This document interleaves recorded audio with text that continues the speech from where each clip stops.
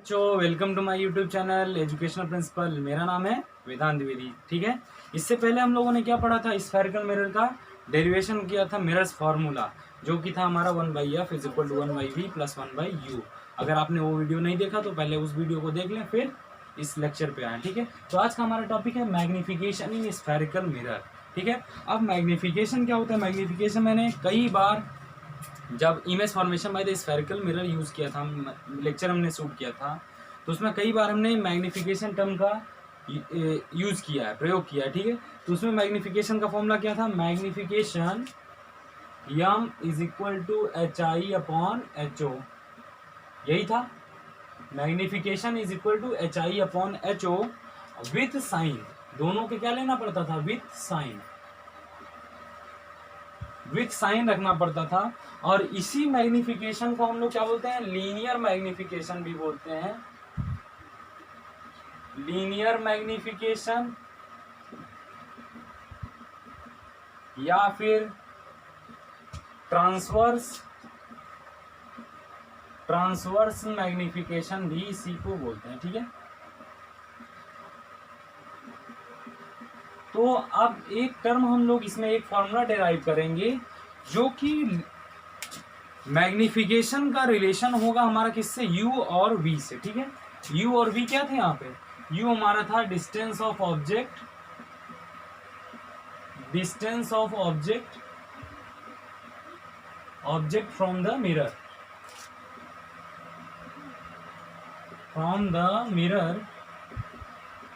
और दूसरा v था पोजीशन ऑफ इमेज। ठीक है, ये आपने अगर प्रीवियस लेक्चर देखा होगा तो आपको इस बात का पता होगा। ठीक है, u हमारा क्या होता है? Distance of object from the mirror, और v क्या होता है? Position of image from the mirror. ठीक है, तो इस u और v से इस मैग्निफिकेशन का रिलेशन क्या है, आज इसको हम लोग डिराइव करेंगे। ठीक है, और उसके बाद लास्ट में, लेक्चर के लास्ट में हम लोग कुछ क्वेश्चन करेंगे, न्यूमेरिकल प्रॉब्लम करेंगे। ठीक है, उसके बाद हमारा अगला जो टॉपिक है रिफ्रैक्शन, उसको हम लोग शुरू करेंगे। ठीक है, तो आज हेडिंग लगाइए मैग्निफिकेशन इन स्फेरिकल मिरर। तो इसको रिप्रेजेंट किससे करते हैं? स्मॉल एम से। ठीक है, small M is equal to H I upon H O, और जो फॉर्मूला हम लोग आज डिराइव करेंगे वो क्या है? Minus V by U. ठीक है, माइनस वी बाई यू। आई बात समझ में? नोट लगा लें, magnification is equal to H I upon H O, where H I क्या होता है और एच ओ क्या होता है? H I is height of image upon height of object. H I means height of image upon H O मतलब height of object. ठीक है, अब इसका डेरिवेशन हम लोग क्या निकालना है? Minus V by U. ठीक है, तो स्टार्ट करें डेरिवेशन। नोट कर लिए, मैग्निफिकेशन होता क्या है? The ratio of height of image to the height of object को ही हम लोग मैग्निफिकेशन बोलते हैं। क्या बोलते हैं इसको? Magnification. Height of image upon height of object को क्या बोलते हैं? मैग्निफिकेशन बोलते हैं। ठीक है, तो नोट कर लिए। ठीक है, अब हम लोग करते हैं डेरिवेशन इसका।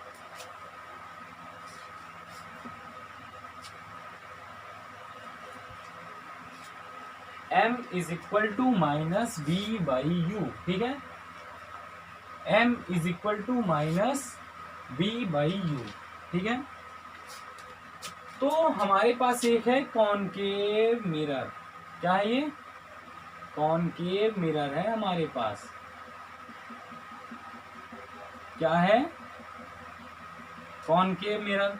मान लेते हैं ये हमारा सेंटर ऑफ कर्वेचर है, ये हो गया इसका फोकस, और ये हो गया इसका पोल। आई बात समझ में? सेंटर ऑफ कर्वेचर और पोल से पास होने वाली लाइन को हम लोग क्या बोलते हैं? प्रिंसिपल एक्सिस बोलते हैं। क्या बोलते हैं? प्रिंसिपल एक्सिस बोलते हैं। ठीक है, प्रिंसिपल एक्सिस बोलते हैं। ठीक है, मान लेते हैं हमने एक ऑब्जेक्ट ए बी को हम लोग यहाँ पे प्लेस कर देते हैं, ठीक है। ये हो गया हमारा ए और ये हो गया बी। आई बात समझ में? अब इस ऑब्जेक्ट का जो हमें इमेज बनाना है तो हमें उसके लिए दो ऑब्जेक्ट चाहिए, दो रेज चाहिए होंगी। तो दो रेज, पहली रेज मान लेते हैं हम इसके हेड से ले जाते हैं जो कि प्रिंसिपल एक्सिस के पैरेलल होगी। थोड़ा इसको नीचे कर देते हैं, ठीक है।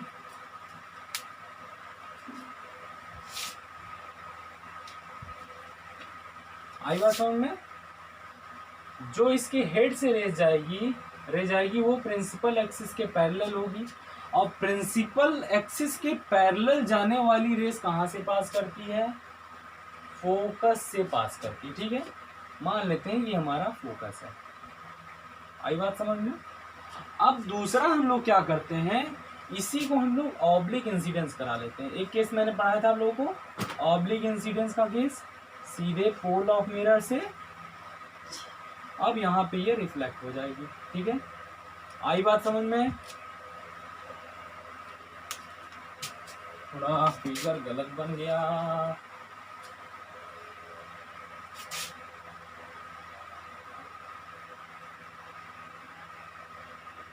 इन दोनों रेस को यहाँ पे मीट करना चाहिए, ठीक है। आई बात समझ में?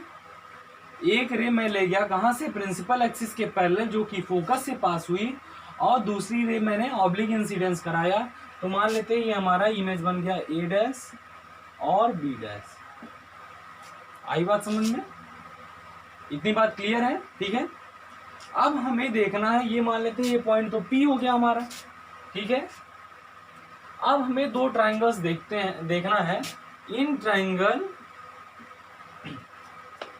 पहले ये ट्राइंगल देखिए ए बी और P, in triangle A B and P, ठीक है।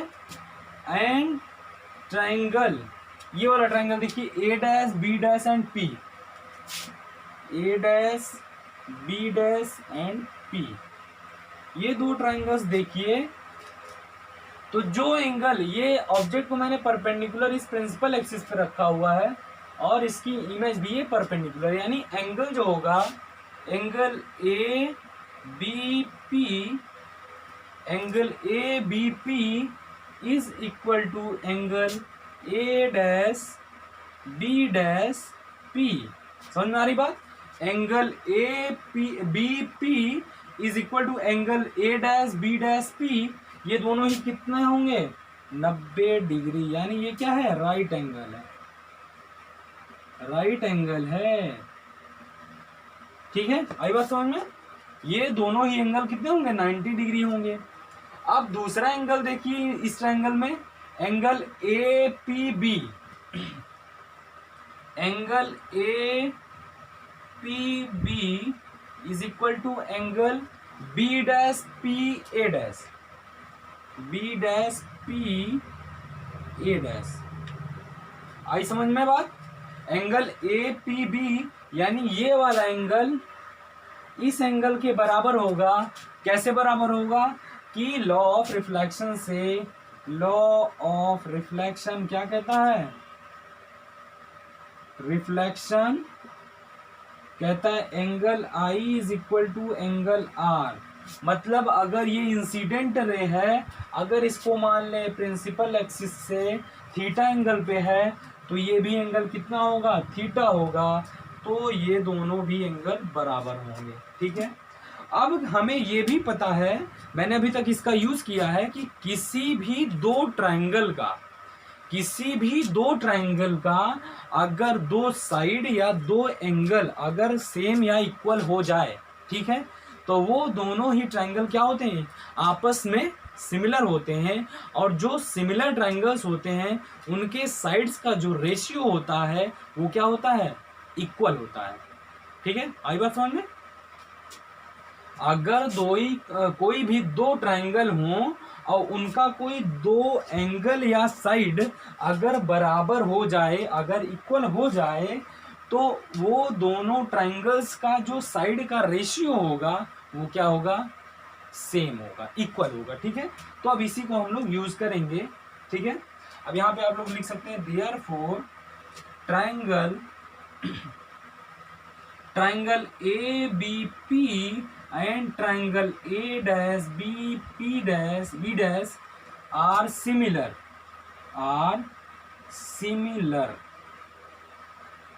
आई बात समझ में।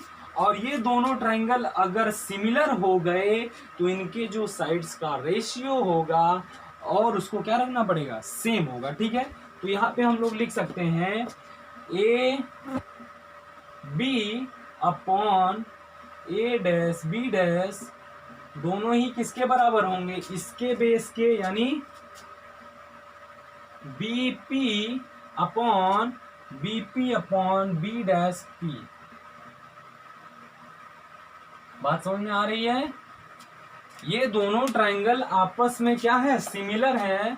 ये वाला ट्राइंगल और ये वाला ट्राइंगल दोनों आपस में सिमिलर है, इसलिए इनके साइड्स का जो रेशियो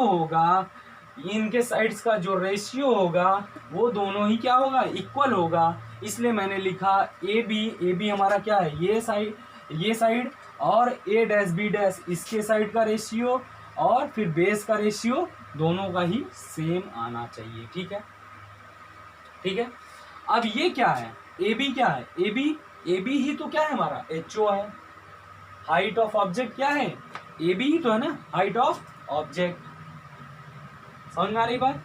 और ये जो ए डैश बी डैश है ये क्या है हमारा, हाइट ऑफ इमेज है ना, HI हाइट ऑफ इमेज है ये, ठीक है। Height of object, height of image, ठीक है। अब ये क्या है, बीपी क्या है, इस पोल से इस ऑब्जेक्ट की दूरी को ही तो हम लोग क्या बोलते हैं, यू बोलते हैं। क्या बोलते हैं, यू बोलते हैं कि नहीं। अभी मैंने प्रीवियस लेक्चर में बताया था आप लोगों को कि जो पोल से इस ऑब्जेक्ट की दूरी होती है उसी को हम लोग यू से रिप्रेजेंट करते हैं। और ये ऑब्जेक्ट है, इसको हम लोग किससे रिप्रेजेंट करेंगे, वी से रिप्रेजेंट करेंगे, ठीक है। इतनी बात क्लियर है। अब यहाँ पे यही फॉर्मूला हमको, यही सारे वर्ड्स जो रिप्रेजेंटेशन है इसको रखना पड़ेगा, ठीक है।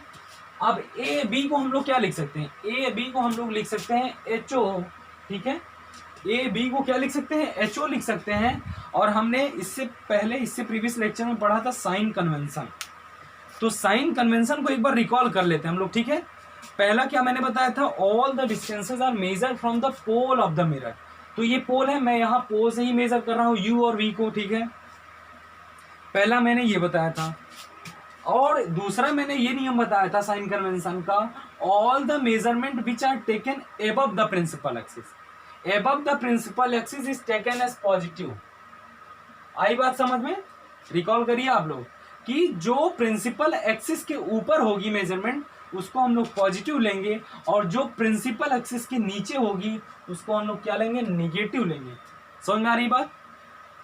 दूसरा पॉइंट यही था, जो प्रिंसिपल एक्सिस के ऊपर होगा उसको पॉजिटिव लेंगे, और जो प्रिंसिपल एक्सिस के डाउन होगा उसको हम लोग क्या लेंगे, निगेटिव लेंगे, ठीक है। अब तीसरा पॉइंट हमारा क्या था कि जो डायरेक्शन ऑफ इंसिडेंट रे होगा उसको अगर हम लोग पॉजिटिव मान लें, इस डायरेक्शन को अगर हम लोग पॉजिटिव मान लें तो इसके अपोजिट जो पीछे हम लोग मेजरमेंट कर रहे हैं वो सभी निगेटिव होंगे। तो इसका मतलब V भी निगेटिव होगा और U भी निगेटिव होगा। अब यहाँ पे हमें सभी टर्म को विथ साइन रखना पड़ेगा। कैसा रखना पड़ेगा, विथ साइन रखना पड़ेगा। तो HO यहाँ पे कैसे रखें, यहाँ पे HO को हमें पॉजिटिव रखना पड़ेगा। और A डैश B डैश क्या है, HI, तो HI का साइन क्या होगा, -HI। आ रही बात समझ में। HI down the principal axis, therefore HI is minus, ठीक है। अब BP को क्या लिखेंगे, BP को हम लोगों को लिखना पड़ेगा माइनस टाइम्स ऑफ U, ठीक है। माइनस टाइम्स ऑफ U लिखना पड़ेगा। और B डैश P को हम लोगों को क्या लिखेंगे, माइनस टाइम्स ऑफ B, ठीक है। Minus times of U upon minus times of B। अब यहां से माइनस माइनस कैंसिल होके क्या बन जाएंगे, प्लस हो जाएगा। अब यहां से हम लोग लिख सकते हैं HO upon HI is equal to U upon V। आई बात समझ में। अब देखिए ये HO अपॉन HI लिखा हुआ है, और मैग्निफिकेशन क्या होता है, magnification is equal to HI upon HO होता है, ठीक है। तो इसको हम लोग क्या, HO अपॉन HI को हम लोग लिख सकते हैं 1/m -1/m, ठीक है, यहाँ पे माइनस साइन है ना, तो इसलिए -1/m is equal to u upon v, ठीक है। अब इसको हम लोग ऊपर कर दें, रेसिप्रोकल कर दें, तो हो जाएगा m is equal to -v/u, ठीक है। तो मैग्निफिकेशन का दूसरा फॉर्मूला क्या है, m is equal to -v/u। आई बात समझ में, magnification is equal to -v/u, जो किसके बराबर होगा, hi अपॉन ho के बराबर होगा। डेरिवेशन समझ में आया, एक बार रिपीट कर देते हैं हम, ठीक है। देखिए मैंने एक ऑब्जेक्ट को यहाँ पे रख रखा है जिसकी हाइट ho है, ठीक है। एक ऑब्जेक्ट ए बी मैंने ले रखा है प्रिंसिपल एक्सिस पे, जिसकी हाइट कितनी है, ho है, और वो u डिस्टेंस पोल से रखा हुआ है, u डिस्टेंस पोल से रखा हुआ है। तो एक रे मैं ले गया प्रिंसिपल एक्सिस के पैरेलल, जो कि पास हो गई फोकस से, ठीक है। अब दूसरा मैंने क्या किया, ऑब्लिक इंसिडेंस कराया। अगर theta angle incident ray principal axis के साथ, सॉरी इंसिडेंट रे के साथ बनाती है, तो रिफ्लेक्टेड एंगल भी थीटा एंगल पे लॉ ऑफ रिफ्लेक्शन से फॉलो करेगा। अब दोनों की इमेज यहाँ पे बनी, मान लेते हैं a डैश b डैश हमारे पास क्या है, इमेज है इसकी, ठीक है।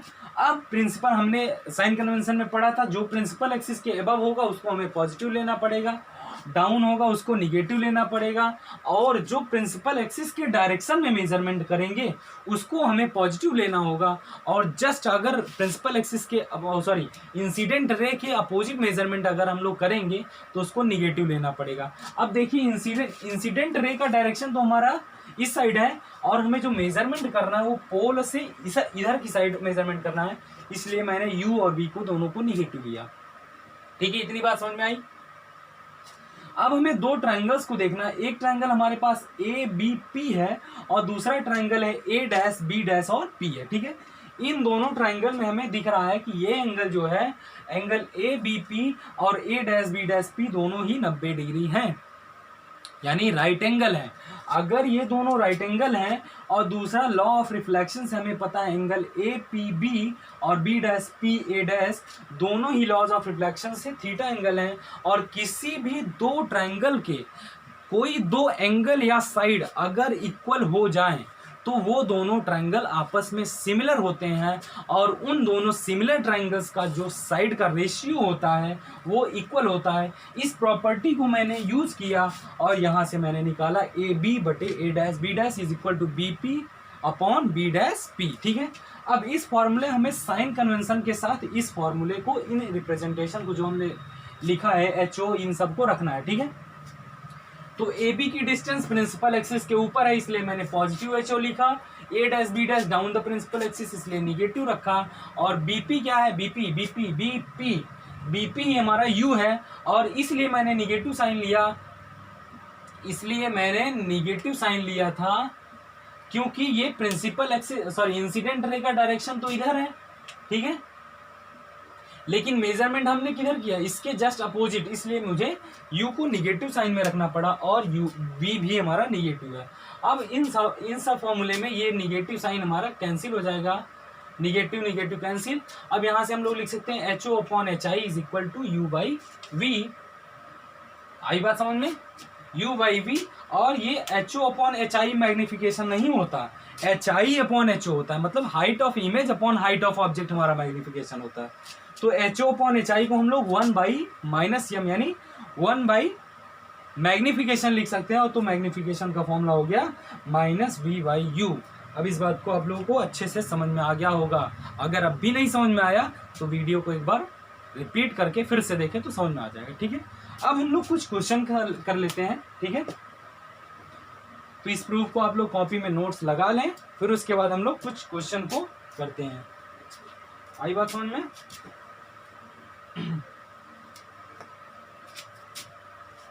नोट हो गया,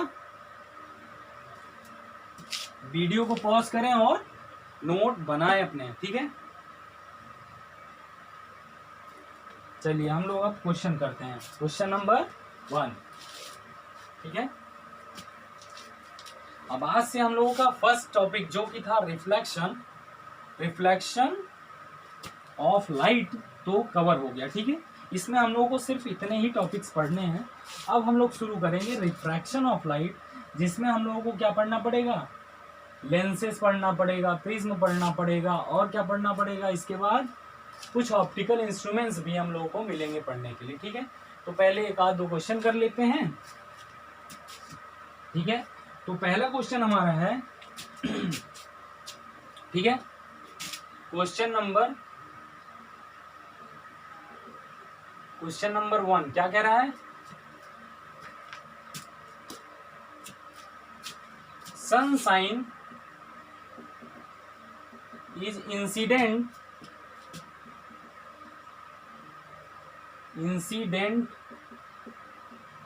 on a concave mirror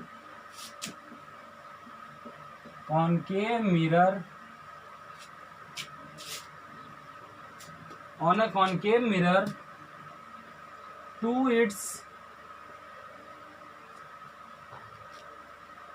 sunshine is incident on a concave mirror parallel to its principal axis, parallel to its principal axis।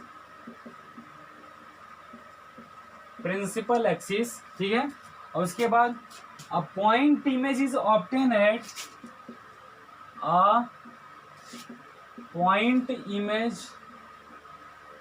is obtained at 20 centimeter from the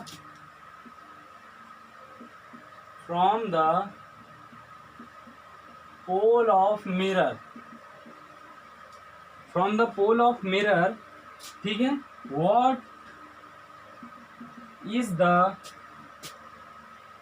is its radius of curvature।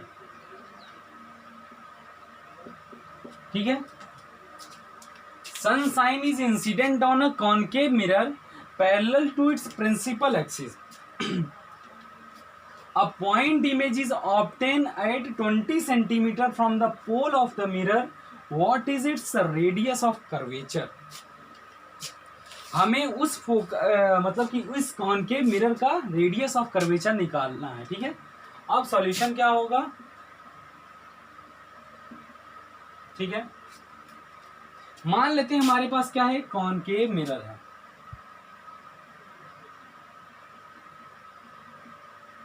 ठीक है, ये इसका पोल है। ठीक है, ये focus हो गया, ये सेंटर ऑफ कर्वेचर हो गया।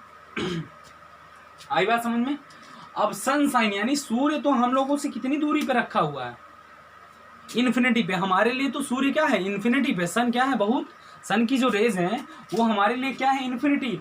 और इन्फिनिटी से आने वाली जो रेज होती हैं वो कैसी होती हैं, प्रिंसिपल एक्सिस के पैरेलल होती हैं। या तो ये तो कह भी रहा है ना, incident on a concave mirror parallel to its principal axis, यानी जो रेज आ रही हैं वो पैरेलल है प्रिंसिपल एक्सिस के। अब प्रिंसिपल एक्सिस के पैरेलल आने वाली रेज का जो हमने ये केस पढ़ाया था, इन्फिनिटी से आने वाली कोई भी, इन्फिनिटी पे जो भी ऑब्जेक्ट रखा होगा उसकी इमेज कहाँ बनेगी। अब देखिए, image formation by the spherical mirror का यूज समझ में आ रहा है कि जो इन्फिनिटी पे ऑब्जेक्ट रखा होगा उसकी इमेज कहाँ बनेगी, फोकस पे बनेगी। आई बात समझ में। तो जो ऑब्जेक्ट, जो सन रेज आ रही हैं उसका मिरर के टकराने के बाद कहाँ पे इमेज बनेगी, फोकस पे बनेगी। अब to its principal axis, a point image is obtain at 20 centimetre from the pole. इस पोल से 20 सेंटीमीटर दूरी पे रखा हुआ है। इमेज जो बनी उसकी कहाँ पे बनेगी, इन्फिनिटी से आने वाली जो रेज होंगी वो पैरेलल आएंगी प्रिंसिपल एक्सिस के, और जो प्रिंसिपल एक्सिस के पैरेलल रेज होती हैं वो आके कहाँ से पास होती हैं, फोकस से। इसका मतलब इसकी इमेज कहाँ, पॉइंट इमेज जो बनेगी, हमें ये भी पता है कि जो इमेज की साइज होती है फोकस पे वो बहुत ही हाईली डिमिनिश्ड इन नेचर होता है हाईली डिमिनिश्ड इन नेचर होता है। और क्या होता है, वर्चुअल होता है कि रियल होता है, रियल इमेज बनती है, क्योंकि ये जो रेज है वो एक्चुअली आके कॉनकेव मिरर से मीट करती है। ठीक है, इसलिए जो रियल इमेज बनेगी। ठीक है, तो हमें क्या निकालना है, हमें निकालना है रेडियस ऑफ कर्वेचर निकालना है। और ये फोकस, ये जो 20 सेंटीमीटर इमेज का डिस्टेंस दिया हुआ है ये क्या है, यही तो हमारा v है। v इज 20 सेंटीमीटर, ठीक है। अब पॉजिटिव होगा कि निगेटिव होगा, तो देखिए इंसिडेंट रे का डायरेक्शन ये है, तो v जो होगा हमारा वो निगेटिव होगा। आई बात समझ में, ठीक है। अब हमें क्या निकालना है, रेडियस ऑफ कर्वेचर निकालना है। तो मैंने एक रिलेशन आप लोगों को पढ़ाया था, F is equal to R/2, ठीक है। तो हमें यही तो हमारा फोकस भी है और यही इमेज का पोजीशन भी है, तो इसलिए हम लोग लिख सकते हैं F is equal to -20 is equal to R/2। तो यहाँ से रेडियस ऑफ कर्वेचर की वैल्यू हो जाएगी -40 सेंटीमीटर। यही होगा हमारा आंसर, ठीक है। आई बात समझ में, कैसे निकाले। अब देखिए मैंने एक बार समझा दिया ना आप लोगों को, इन्फिनिटी से आने वाली रेस पैरेलल आई, फोकस से पास की, और फोकस से मैंने ये केस वही है जो हमने कहाँ पे ऑब्जेक्ट को रखा था, इन्फिनाइट पे। इन्फिनाइट में आप लोगों को समझाया था image formation by the spherical mirror, तो वही केस है। और इसका इमेज कहाँ पे बना, फोकस पे बना। और फोकस से पोल की दूरी को हम लोग क्या बोलते हैं, फोकल लेंथ, ठीक है। और फोकल लेंथ जो होता है वो रेडियस ऑफ कर्वेचर का आधा होता है, इसलिए यहाँ पे रेडियस ऑफ कर्वेचर की वैल्यू क्या होगी, -40 सेंटीमीटर, ठीक है। क्वेश्चन समझ में आ गया, इरेज करते हैं। Next question, question number 2।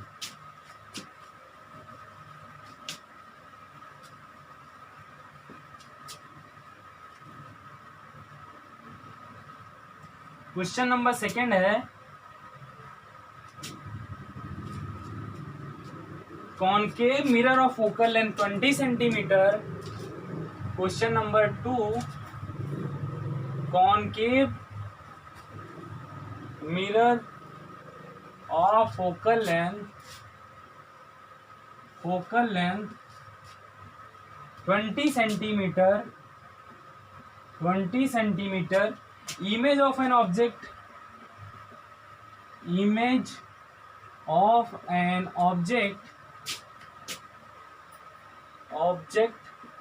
is obtained is at a distance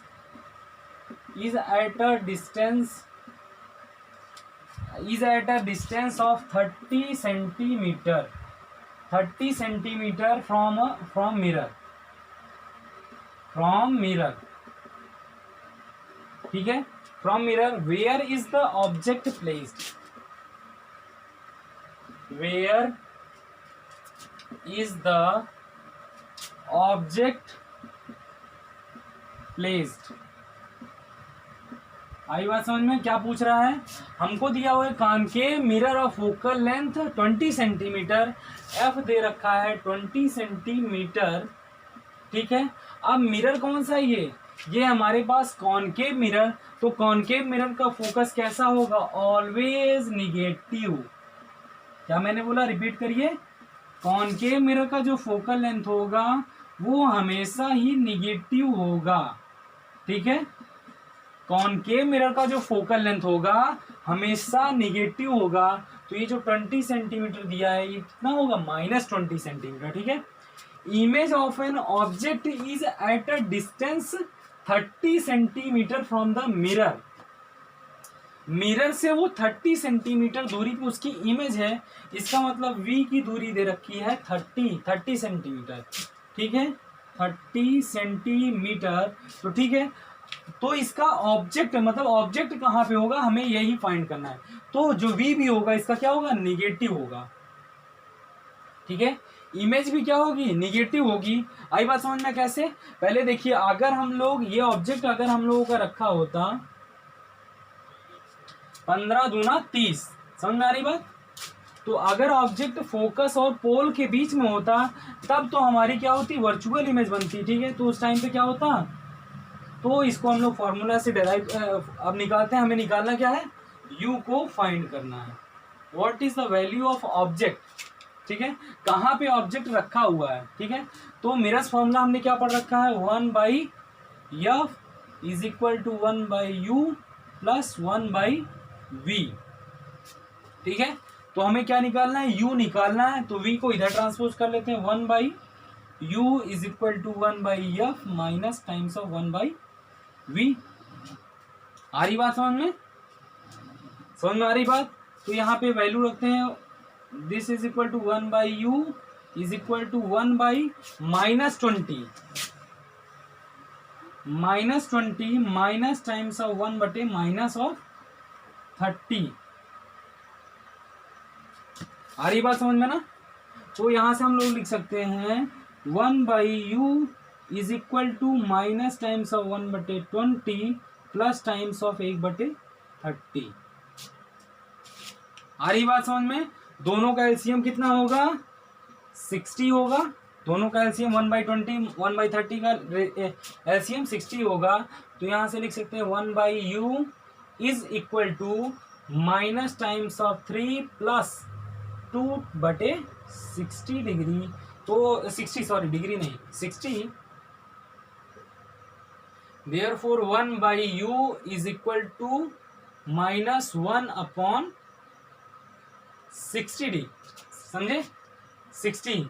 तो u की वैल्यू यहां से क्या हो जाएगी? Minus times of 60 centimetre. आ रही बात समझ में? ऑब्जेक्ट को अगर हम लोग 60 सेंटीमीटर दूरी पे रखेंगे तो उसकी इमेज कहां बनेगी? -30 सेंटीमीटर पे। ठीक है, आ रही बात समझ में? अब इसका अगर हमें कह दे कि रे डायग्राम बनाइए,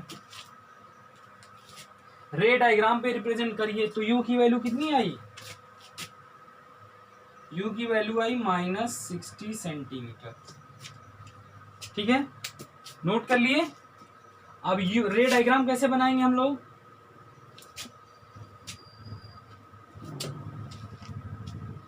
रे डायग्राम देखिए कैसे बनाएंगे।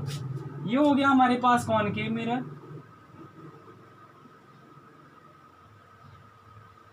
ठीक है।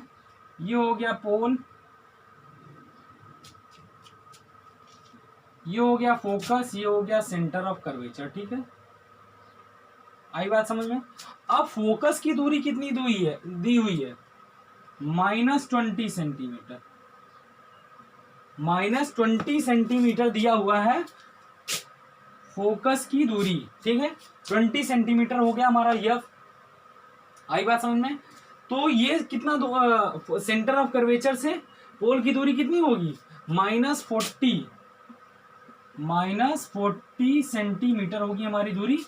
ये होगा हमारा रेडियस ऑफ कर्वेचर -40 सेंटीमीटर। ठीक है, अब जो इमेज बन रही है वो बन रही है -30 सेंटीमीटर में।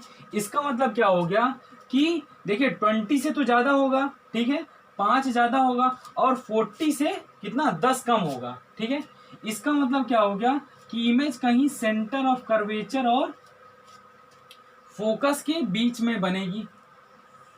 -30 सेंटीमीटर कहां पे बनेगी? सेंटर ऑफ कर्वेचर और फोकस पे बनेगी। ठीक है, अब सेंटर ऑफ कर्वेचर और फोकस के बीच में बनने वाली जो इमेज है उसका ऑब्जेक्ट कहां पे रखा जाता था? उसका ऑब्जेक्ट रखा जाता था कहां पे? Beyond the centre of curvature. तो यहां से हम लोग बहुत आसानी से इमेज बना सकते हैं। ठीक है, आई बात समझ में? अब दूसरी रे हम ले जाते हैं कहां से? ठीक है, आई बात समझ में कैसे बनी इमेज? तो ये हो जाएगा हमारा इमेज का डिस्टेंस और ये हो जाएगा हमारा ऑब्जेक्ट। ऑब्जेक्ट कितना? 60 सेंटीमीटर। समझ में आ गया कैसे रे डायग्राम हम लोग बनाएंगे? वी यू की एफ और बी की वैल्यू दिया था हमने, यू की वैल्यू फाइंड करना था। ठीक है, निकालिए -60 सेंटीमीटर। तो नोट हो गया। नेक्स्ट क्वेश्चन करें। नेक्स्ट क्वेश्चन, ठीक है, क्वेश्चन नंबर 3।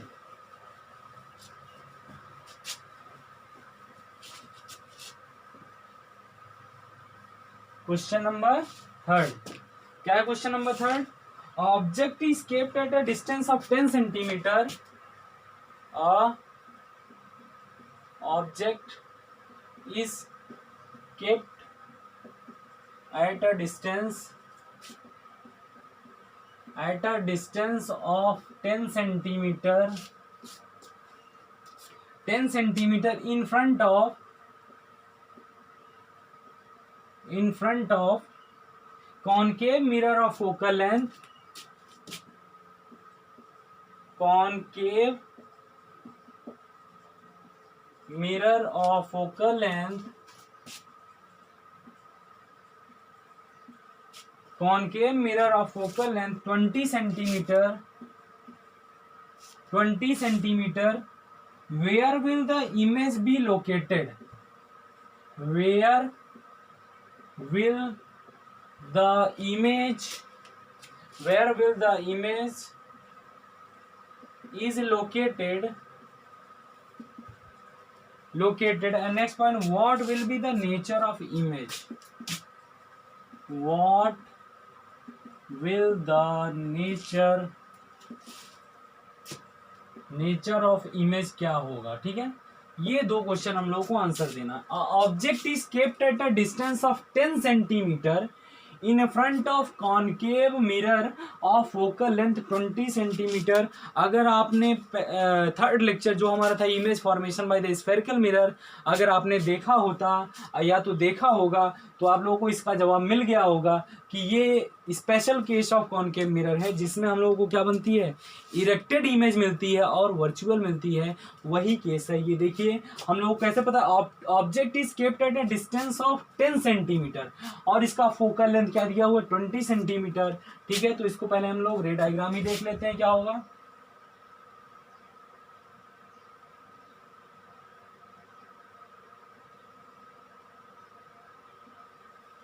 ठीक है, या तो पहले हम लोग आंसर निकाल लेते हैं और उसके बाद क्वेश्चन को सॉल्व करते हैं। ठीक है, object is kept at a distance यानी यू, तो यू तो हमेशा इसका कॉनकेव मिरर के लिए हो चाहे कॉन्वेक्स मिरर, दोनों के लिए यू हमेशा ही निगेटिव होगा। आई बात समझ में? यू जो होगा वो कॉनकेव मिरर हो या तो कॉन्वेक्स मिरर, दोनों के लिए ही क्या होगा, निगेटिव होगा। तो u की वैल्यू हो गई -10 centimetre in front of concave mirror of focal length 20 centimetre. और मैंने ये भी बता दिया कि कॉनकेव मिरर का फोकल लेंथ निगेटिव ही होता है, तो -20 सेंटीमीटर। अब यहाँ पे लिखिए, अब हमें निकालना क्या है, v निकालना है। v देखिए क्या आएगा। ठीक है, यहाँ पे आप लोग लिख सकते हैं using mirrors formula, mirrors formula क्या है, 1/f is equal to 1/u plus 1/v with sign के साथ रखना है। ठीक है, अब हमें निकालना क्या है, 1/v निकालना है, तो 1/v को हम लोग बाहर निकाल लेते हैं, तो यहां से लिख सकते हैं 1/f माइनस 1/u लिख सकते हैं। तो यहाँ पे हम लोग निकालते हैं, 1/v की वैल्यू हमको नहीं पता, 1/f की वैल्यू है -20 सेंटीमीटर। ठीक है, अब माइनस टाइम्स ऑफ -10, आई बात समझ में? u की वैल्यू क्या है, -10 सेंटीमीटर, तो यहाँ से 1/v is equal to -1/20 plus 1/10, यानी 1/v is equal to -1 plus of 2/20 कर सकते हैं। इसका एलसीएम 2 और 20 और 10 का एलसीएम 20, तो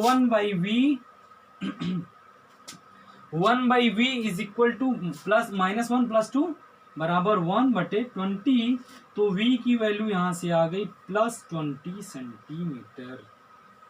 अब +20 सेंटीमीटर का मतलब क्या है कि अगर ऑब्जेक्ट को हम लोग कहाँ पे रखें, ये डिस्टेंस है 20 सेंटीमीटर। ठीक है, तो 10 सेंटीमीटर पे हमें ऑब्जेक्ट को रखना, यानी फोकस और पोल के बीच में ऑब्जेक्ट को मैंने रख दिया है। और जो इसका नेचर होगा, ये पोल ऑफ द मिरर से कितना +20 सेंटीमीटर आगे, यानी यहां से 20 सेंटीमीटर आगे की ओर बन रही है। ठीक है, तो अगर ये ऑब्जेक्ट मेरा रखा हुआ है तो यहां से एक मैं रे ले गया पैरेलल। ठीक है, पैरेलल जाने वाली रेस कहाँ पे मीट करेंगी, फोकस से पास होगी, और दूसरी रे मैंने ले गया कहाँ से, एक ऑब्लिक इंसिडेंस करा दिया। ऑब्लिक इंसिडेंस से जाने वाली रेस जो होगी वो क्या होगी, दोनों ही रेज होंगी डाइवर्जिंग नेचर की, याद कीजिए दोनों ही रेज होंगी डाइवर्जिंग नेचर की, आपस में कहीं मीट नहीं करेंगी, समय के साथ दोनों की डिस्टेंस, दोनों के बीच की दूरियां बढ़ती जाएंगी। तो ठीक है, तो इसको हम लोग बैकवर्ड जब प्रोड्यूस करेंगे तो ये जाके यहाँ पे इसकी इमेज बनेगी। तो यहाँ पे नेचर ऑफ इमेज की बात किया जा रहा है। तो नेचर ऑफ इमेज अब आप लोगों को समझ में आ गया होगा कि जो इमेज बनेगी वो इरेक्टेड बनेगी प्लस वर्चुअल होगी, क्योंकि यहाँ पे रेस तो एक्चुअली मीट नहीं कर रही हैं, यहाँ पे अपीयर्स टू मीट है, इसलिए ये इमेज कैसी होगी, वर्चुअल होगी। यही दो चीजें हम लोगों को बतानी थी। और जो इमेज की पोजीशन होगी वो क्या होगी, +20 सेंटीमीटर। इसका मतलब जो पोल है उससे 20 सेंटीमीटर आगे होगी, ना कि पीछे होगी। ठीक है, आगे बात समझ में, क्वेश्चन समझ में आया? ठीक है, अब हम लोग पढ़ते हैं नेक्स्ट क्वेश्चन की तरफ। ये था हमारा क्वेश्चन नंबर 3। ठीक है, क्वेश्चन नंबर 4 देखते हैं हम लोग। ठीक है, अगर यहाँ पे हाइट ऑफ इमेज की बात करते तो ऑब्जेक्ट से छोटी होगी या बड़ी होगी, बड़ी होगी इमेज। ठीक है, मैग्निफाइड इमेज बनेगी इसमें। ठीक है, क्वेश्चन नंबर 4, ये क्वेश्चन समझ में आया?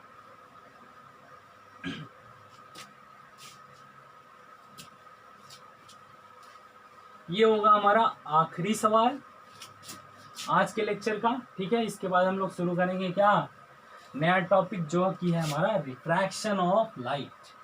क्या पढ़ना नेक्स्ट, रिफ्रैक्शन ऑफ लाइट। ठीक है, अब देखिए नेक्स्ट क्वेश्चन है हमारा question number 4। Sorry, question number 4 है हमारा, अ 2 centimetre high object, a 2 centimeter high object, a 2 centimeter high object is placed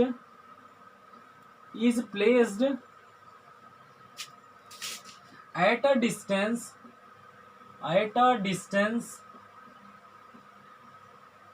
of 20 centimeter from the concave mirror, from the concave mirror। ठीक है, कॉनकेव मिरर से 20 centimetre की दूरी पे रखा हुआ है। द इमेज इज रियल, इसमें नेचर ऑफ द इमेज बता रहा है। The image is real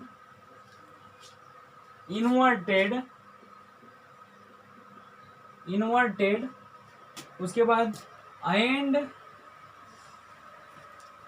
3 centimetre in size, 3 centimetre in size. ठीक है, और क्या इंफॉर्मेशन दे रखी, find the focal length of mirror, find the focal length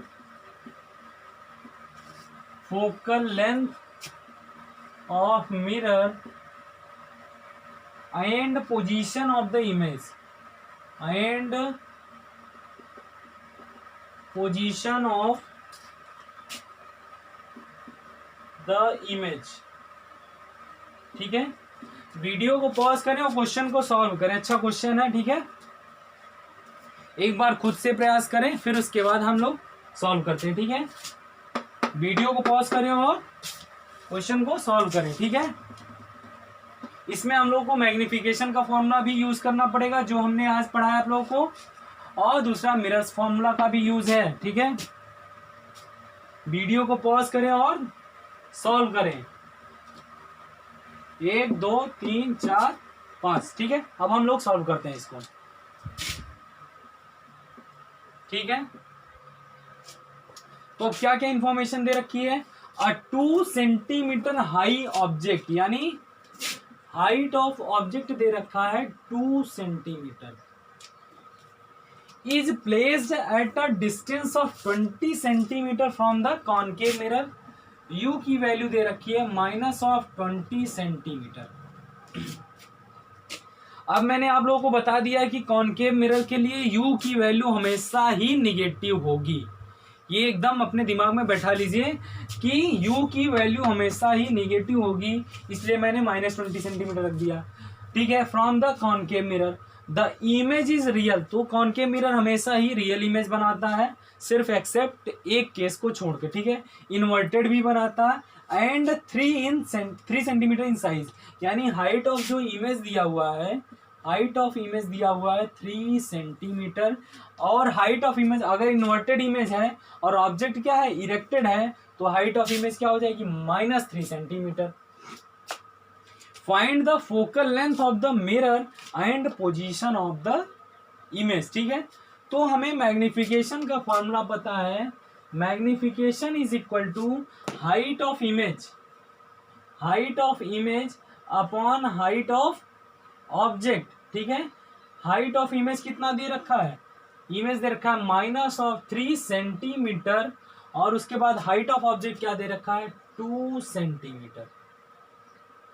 ठीक है, हाइट ऑफ इमेज क्या होगा, 3 सेंटीमीटर, और हाइट ऑफ ऑब्जेक्ट क्या हो गया, 2 सेंटीमीटर। ठीक है, मैग्निफिकेशन के पास क्या होता है कि कोई यूनिट नहीं होती। ठीक है, ये एक रेशियो है, रेशियो के जो भी हम कंपैरिजन करते हैं उसके पास कोई यूनिट नहीं होती। ठीक है, तो मैग्निफिकेशन का एक फॉर्मूला मैंने और पढ़ा, क्या पढ़ा, इज इक्वल टू